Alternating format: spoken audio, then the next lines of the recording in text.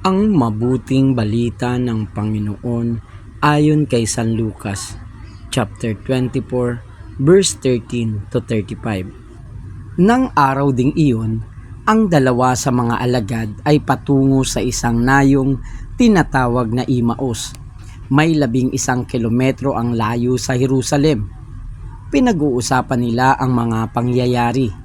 Samantalang nag-uusap sila at nagtatanungan, lumapit si Jesus at nakisabay sa kanila. Siya'y nakita nila, ngunit hindi nakilala agad. Tinanong sila ni Jesus, "Ano ba ang pinag-uusapan ninyo?" At tumigil silang nalulumbay. Sinabi ng isa na ang ngalay Cleopas, "Kayo lamang po yata ang dayuhan sa Jerusalem na hindi nakaalam sa mga bagay na katatapos pa lamang nangyari roon." "Anong mga bagay?" tanong niya. At sumagot sila, "Tungkol kay Jesus na taga Nazaret, isang propetang makapangyarihan sa gawa at salita, maging sa harapan ng Diyos at ng mga tao. Isinakdal siya ng aming mga punong saserdote at mga pinuno upang mahatulang mamatay, at siya ay ipinako sa krus. Siya pa naman ang inaasahan naming magpapalaya sa Israel. Hindi lamang iyan, 3 araw na ngayon mula nang mangyari ito. Nabigla kami sa ibinalita ng ilan sa mga babaeng kasamahan namin. Maagang maaga raw silang nagpunta sa libingan at di nila natagpuan ang kanyang bangkay. Nagbalik sila at ang sabi, nakakita raw sila ng isang pangitain, mga anghel na nagsabing buhay si Jesus. Pumunta rin sa libingan ang ilan sa mga kasama namin at gayon nga ang natagpuan nila.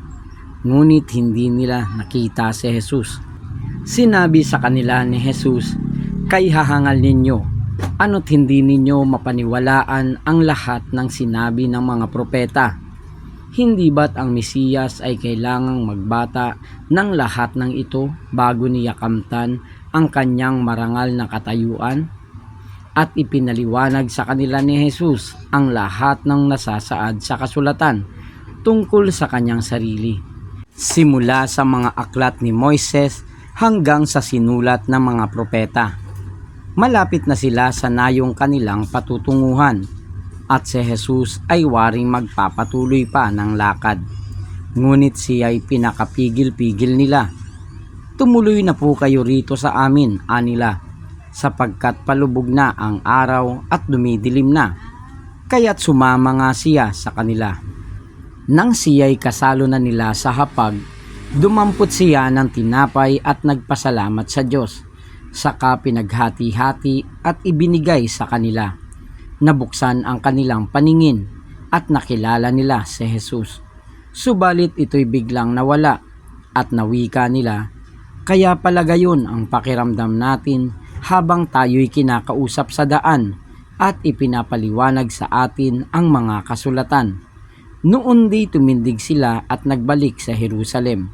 Naratnan nilang nagkakatipon ang 11 at ang ibang mga kasama nila na nag-uusap-usap. Muli ngang nabuhay ang Panginoon, napakita kay Simon, at isinalaysay naman ng dalawa ang nangyari sa daan at kung paano nila siyang nakilala nang paghati-hatiin niya ang tinapay. Ang mabuting balita ng Panginoon. Pinupuri ka namin, Panginoong Hesukristo.